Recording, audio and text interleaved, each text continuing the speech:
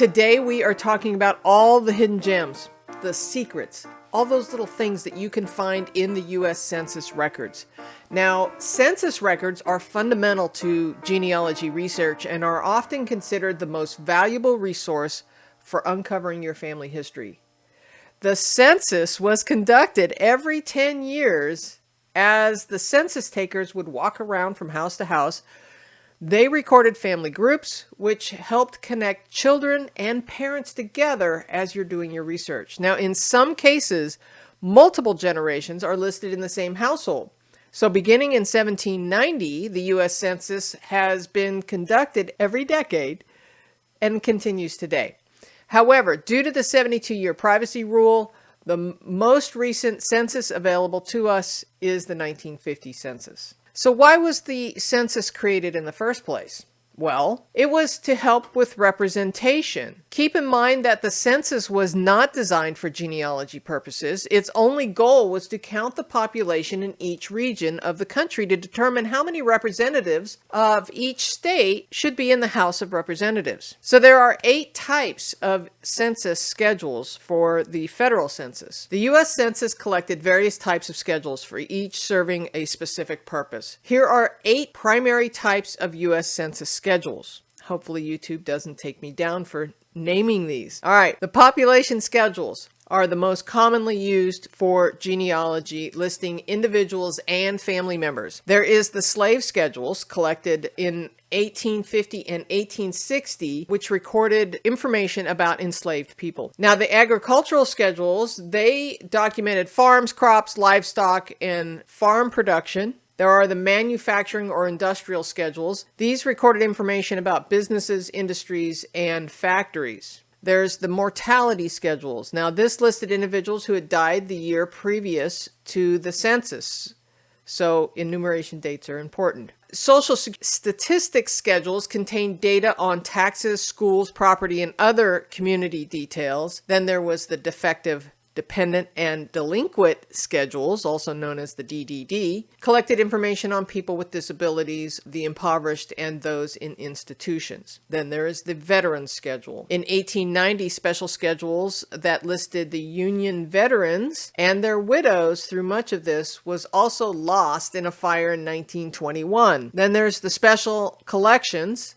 This was the US Indian Census Rolls. This is not part of that 8, but I just wanted to make a mention of it that these US Indian Census Rolls from 1885 to 1940 are also available on Ancestry. Today, we are focusing on 3 of these schedules: the population schedule, the mortality schedule, and the veterans schedule, as well as some clues and the secret codes to help you read these census schedules. Will this cover everything? No, but there is more in the handout. I'll give you links in the description box about how to find the handouts. There are 3 ways you can get the handouts. Now, the first way is to join the channel membership here at the Information Access Level channel membership on the YouTube channel, and then go to the Community tab and you'll find the posts that have the handout links in there. All you have to do is follow the link and download the handouts. Okay, now the second way is over at Patreon. Now at Patreon, if you're at the Happy Dance level or higher, you can get the handouts. Those come directly to you in an email every time we announce the new video that has a handout with it. You'll also get early release with that membership. All right, and then the third way is just to go over to genealogytv.org and click on the handouts tab, and you can find all the handouts there for individual purchase. So I hope that was helpful. The handouts really do support the channel, and for that, I thank you. Okay, the first thing we're going to talk about is the population schedules, and these are probably the most important schedules to you as a family historian. So prior to 1850, only the head of household was named along with the approximate ages of all of the persons living in the household. If your ancestor did not move from one decade to the next, use the neighbors to help verify the ancestors as you go back in time. If you can find some of the same neighbors from decade to decade, then you will likely have the right ancestor or the family group.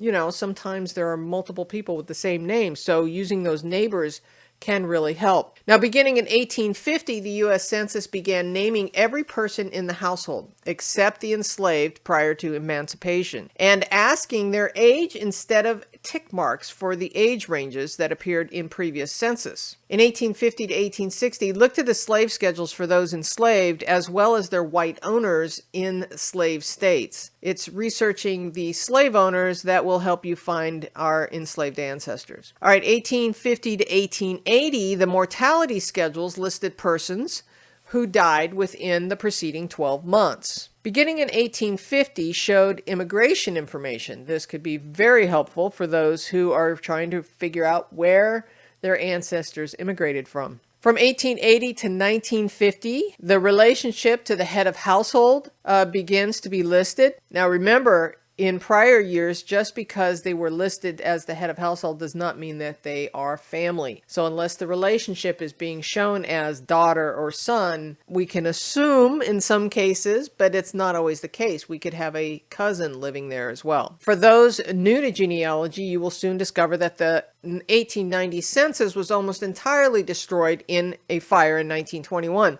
Unfortunately, only a few of the records survived. However, there are several records and several record collections that can serve as substitutes for the missing 1890 census. I also created a whole video on how to navigate this gap in the census records. So now let's jump to 1940 to 1950. These are the most recent schedules available to us. So the 1940 and 1950 US Census schedules had supplemental questions. So you want to go to the bottom of the page if your ancestor fell on one of those supplemental questions, because there's going to be additional information there. Okay, let's talk about enumeration dates for a minute because it's really important. If you go to the top of the page, you'll see the enumeration dates. Now, in the handout, I put the list here of all the enumeration dates for the various census records, but it's important to know because when you're trying to calculate the age of a person or their birth year, let's say, you can use the age in combination with the enumeration date to help calculate an estimated birth date. So let's talk about mortality schedules for a moment. Mortality schedules were included in censuses for 1850, 1860, 1870, 1880, and 1885 in some states. Now, these schedules focused on individuals who had died the year immediately preceding the enumeration. Again, another reason why you want to know what the enumeration dates are. So the questions typically covered name, age, sex, race, marital status, profession, occupational trade, state, territory, or country of birth for both the deceased and their parents, length of residency in that county, the month of death, disease or cause of death, place where a disease was contracted if a different place, and the name of the attending physician. All of this information can be very helpful, but just remember that the mortality schedules are from the 365 days prior to enumeration. So you're not always going to find your ancestor in the mortality schedules if they died outside of that range. So remember, the census was only taken every 10 years, and the mortality schedule is only covering the 1 year preceding those specific years. So where do you find these census records? So you can find them on the National Archives and Records Administration website. I find it a little challenging to research them there, but there are links in the handout for that. This is Ancestry. We're looking at a 1940 census. And then you can also find them on Family Search. And if you're in somebody's profile, you can go to the Sources tab, and there are probably a whole lot of people who've already put that stuff in there. You can also find them on MyHeritage. Now, let me show you something about some of the secrets that we've been talking about. First of all, let's go over here. On Ancestry, I am in the 1940 census for Douglas County, Kansas. And so, we're always wanting to look at the top. First of all, we want to take note of everything because we're going to create a source citation out of this anyway. So we're in Douglas County. Lawrence City is the incorporated area. It might say township. Of course, we're going to take note of sheet 1A, And we want to note that this is April 2nd, 1940 as the enumeration date. So as we move over here, in the 1940 census, one of the cool things that they did was they gave us who the informant was. And that is notated with this circle with an X through it. Now, you can see in each household who the informant was. Why do we care? Because the informant, when we know who the informant is, it gives us some sense of credibility as to how accurate that information might be. Okay, so here we have, in most cases, the head of household. Here we have a wife and several wives, right? Head of household, wife, head of household, and so on, who are the informants. Now, one of the things that we want to pay attention to is when we're looking at the informant is how old is the informant, first of all. They may not remember the ages of the people living in the household, or they may not get it exactly right. It might be that it's a neighbor or a 16-year-old child who is the informant because that was the only person that was at home. And so if that was the case, then the 16-year-old might not know exactly how old the little, 4-year-old is that she's babysitting. And so it might be information that we can take with a grain of salt, I guess. So also in the 1940 census, here is those supplemental questions. So on line 2, line 6. So here we have a supplemental question on line 6, and this is a lodger. And so this is my point exactly. The informant, being the head of household, might not know all of this information accurately with regard to, in this case, Ethel Wood, who is a lodger, 38 years old, all this information across the line. So what we want to do is we want to take a look at the supplemental questions at the bottom of the page. So anytime there are supplemental questions, you want to go take a look. And so here we can learn that Ethel Wood, her father was from, I think that says Missouri, and her mother was from Missouri, and she is English by native language, and she is a teacher at a public school. And so there's some little bit of extra information. This is nothing you need to worry about. This is just where they were counting people. So if you really want to know all of the secrets, get the instructions that the enumerators had to go by as they were learning how to become a census enumerator. Originally, they were called marshals, by the way. But you can download all of these from Census.gov. You can download all of these instructions. I do this. I download all of the instructions, and that way, anytime I have a question, I can then go and look at the instructions. We can download it, right? Here's the instruction pamphlet that the enumerator had to go through. Now, one of the tricks that I do, if this one's probably pretty, no, this one's pretty robust. So if you can see, look, this is like, 88 pages long. So that's a lot to go through. Now you do have kind of an index here in the front, but what you can do if you download it and then you have a PDF reader that is searchable, you can convert this to text and then search the text for specific things like column 30. For example. And so that is a fun little trick, is to download the instructions for the enumerators, and this gives you all the symbols. It gives you all of the little things that they were supposed to do as they were going through this process of counting all of the Americans. Now, while we are primarily talking about federal census, don't forget that some states had state censuses in off years. So while the federal census was, 1790, 1800, 1810, and so on, state censuses often had their censuses in off years. And so I'm going to kind of scroll through this slowly so that you can kind of see what years are available for the different states. You can see like here, Kansas, 1855, 1865. A lot of times they were done right in the middle of the decade so that they could get an accurate count. Now, every state census was a little different and they may have different information. And so with that in mind, make sure that you don't forget that, because it helps fill in the gaps between the different decades, especially if we're talking about time periods or rural areas even, where there aren't city directories and maybe some other records to look for. There are so many items found in census records that give us those clues to more records. For example, real estate value, or maybe it says O for owned. This means that there are likely deeds to go find. So you may be able to find even a map with your ancestors noted on there, right? Mortality schedules means that you might be able to find death records or probate records to find. There could be wills to find. If there are children, remember to search the decades from one census record to another to compare records and the children. Using the children can help you verify that you have the right family unit. Also know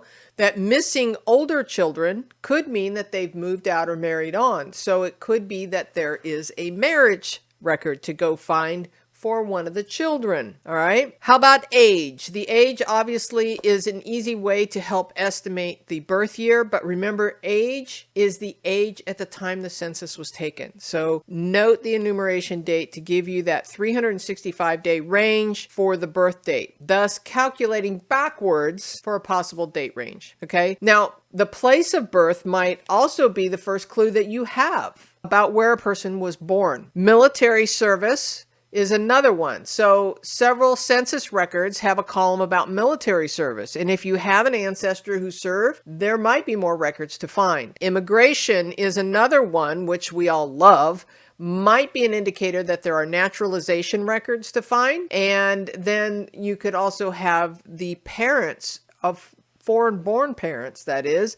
Census records often include the birth of the mother and the father. However, knowing just the country is not going to be enough for you to jump the pond and begin your research in that country. To effectively find the records in the ancestral homeland, you will need to identify a specific district or a township or a county where your ancestors lived. That way you can continue your research and move on. But you're going to need to do all the research you can in the United States to gather this information to really hopefully find where that township is, or at least a county or district or a parish, somewhere that the person lived in the homeland. Okay, so now let's talk about the date of marriage. So this is another indicator in like the 1850 census, 1860, 1870, and 1880 census all had a column that indicated whether a person was married within the year preceding the census date. There is an opportunity for you to go find some marriage records. So the 1900 and the 1910 census indicated the number of years of the marriage for each person, thus allowing you to estimate the year of marriage. Hey, we're going to get back to that video here in just a moment, but I want to let you know that Genealogy TV has a website, a newsletter, and a Facebook page. Links for all of that are in the show notes below. All right, let's get back to it. So there's a lot of clues in the census records, and that's just to name a few. So you just kind of have to put your thought process together. For example, if you see a value in the real estate column, again, another indicator that there is deeds to go find. All right, let's talk about some abbreviations and some codes. For example, the naturalization records had their own little set of codes. Let me explain. Naturalization records in the United States, when someone wanted to become a US citizen, they had to file first papers. And so then 5 years later, they would apply to become a citizen. They had in most cases, they had a 5-year waiting period. So in the census records, sometimes you'll see under a naturalization column, NA, which means a naturalized citizen. AL meant alien. A PA meant the papers, meaning they had submitted their first papers, or that was also called the papers of intent.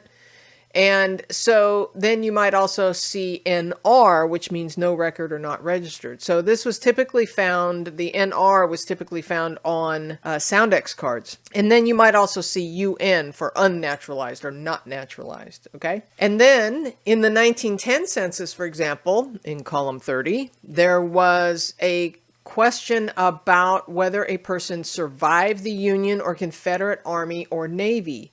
And so here you may see some abbreviations, UA for Union Army, UN for Union Navy, CA for Confederate Army, and CN for Confederate Navy. In the 1930 census, in column 31, there was also a question about military service. And so you may see some abbreviations like CW for Civil War, SP for Spanish-American War, PHI IL for Philippine Insurrection. You may see Box for Boxer Rebellion. You may see MEX for Mexican Expedition. And you may see WW for World War I. By the way, one of the things I wanted to point out was that if you're not an Ancestry member, there is a ton of records that you can search. Here, just Google Ancestry and Free Record Index, and you'll find this list. And if you scroll down, you can see all of the different records.